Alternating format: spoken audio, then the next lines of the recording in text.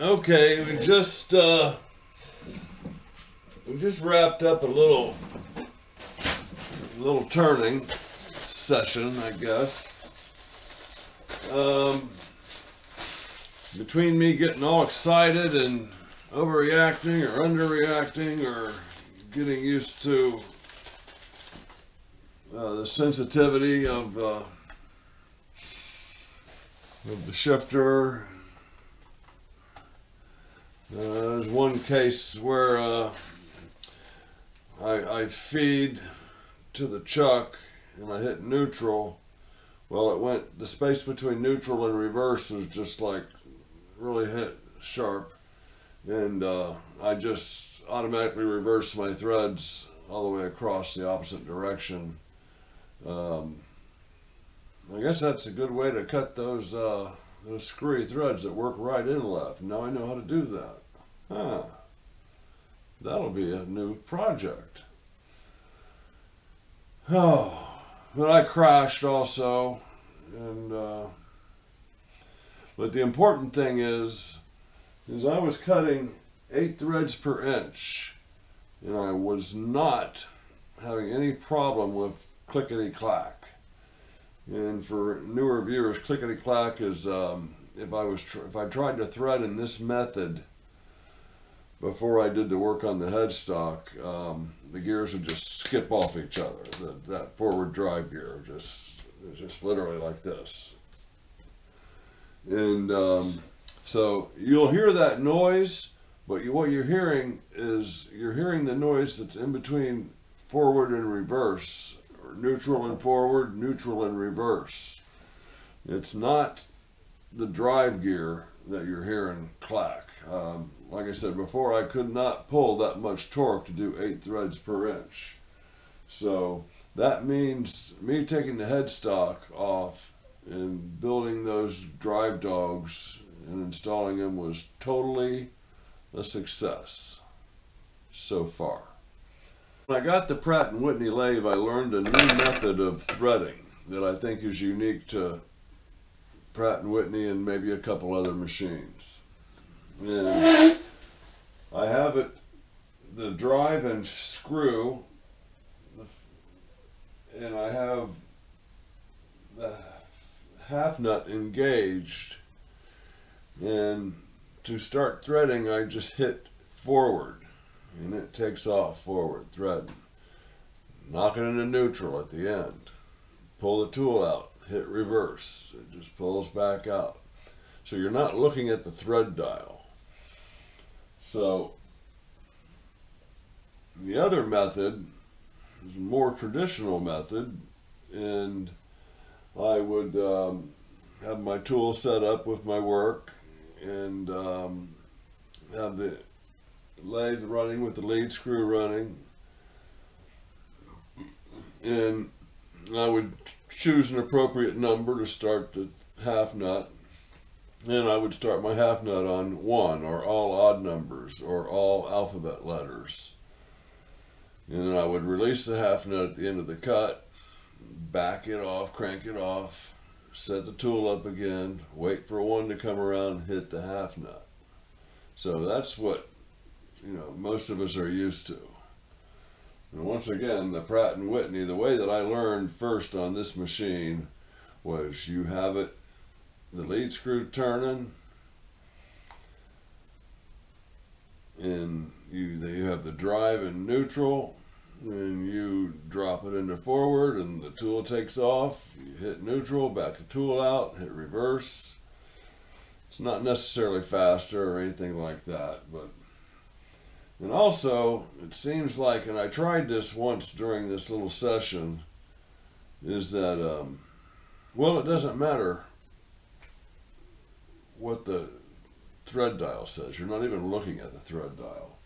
So anyway, that's a little explanation of what you're getting ready to see. Okay, this should be a 10,000 scratch pass.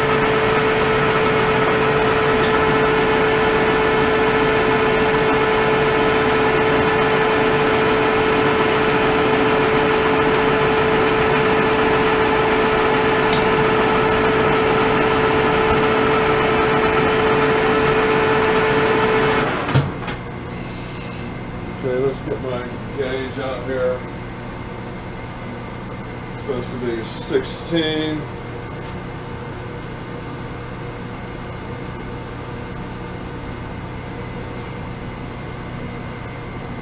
I want to do something different than 16. I could do 16 before.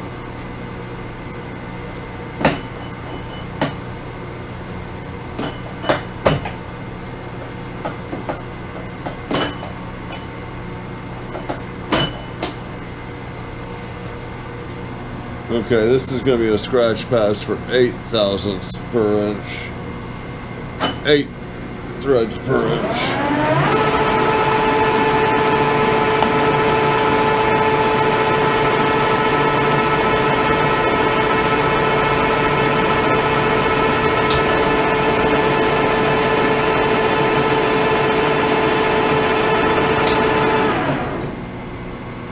Okay, I got a problem with the clutch interfering with the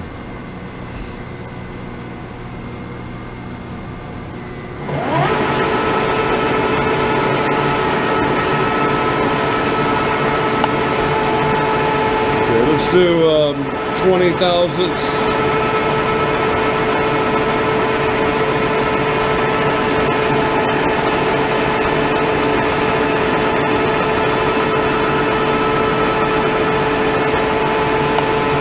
Another 20 thousandths. I used to be able to start this on anything. Forget what I'm doing different.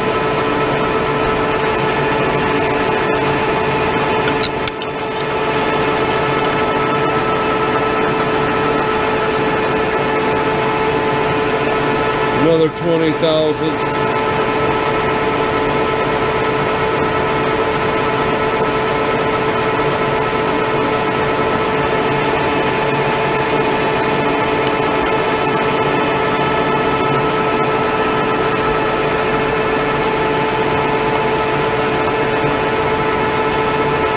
Another 20 thousandths.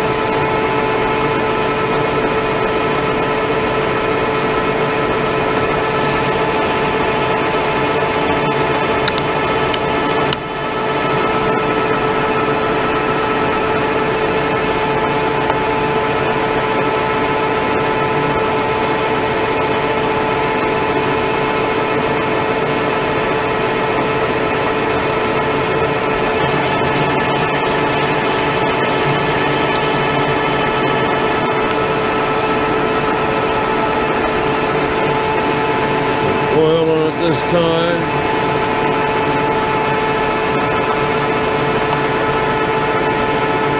Ten thousandths.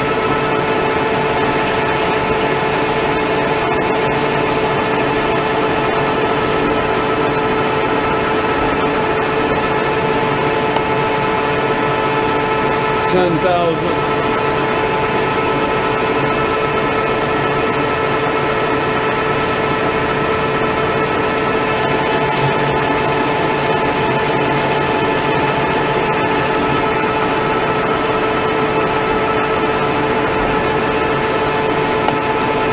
5 thousandths.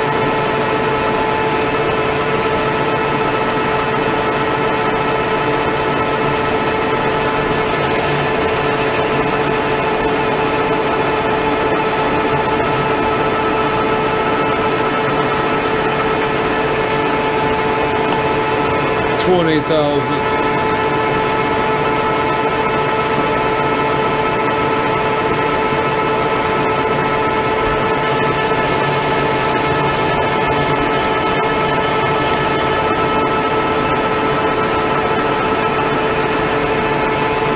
$10 thousandths.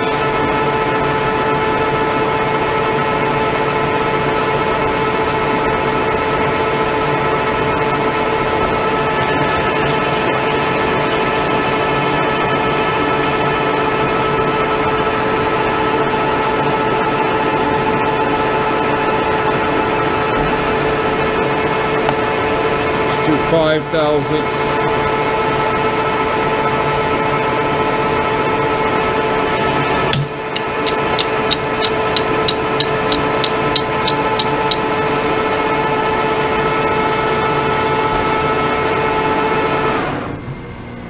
Okay, let's see what we got here. Actually, we got a pretty good looking thread. We just had some more wall thickness, huh?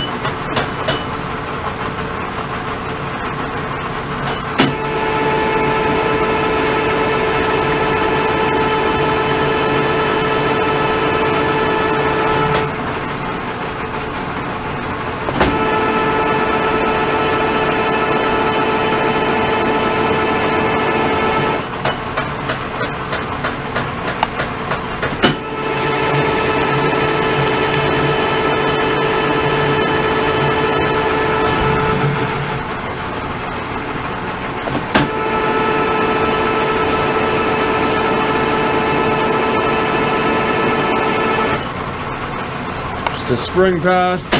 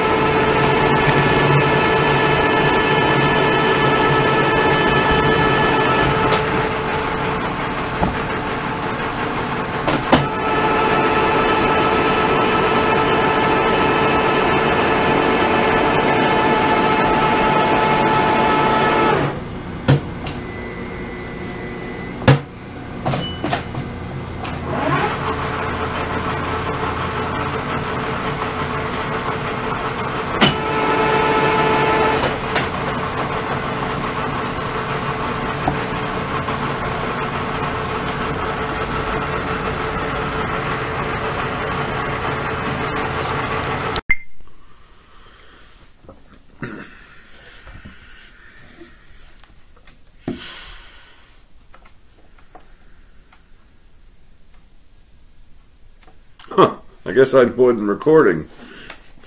Okay, here we go. Here's the piece for 8 threads per inch. Now, I am going to cease and desist operating in that manner until I can get that shifting lever adjusted where I have a reliable neutral, and I don't want to hear that clickety-clack. It can't be good for the machine. The important thing is it hasn't skipped out of gear while cutting. It hasn't skipped out of gear under power, which is fantastic. So I'm videotaping this on the computer, the camera in front of the laptop. I'm wondering how I'm going to incorporate this into my video. But yeah, it came out nice. Okay.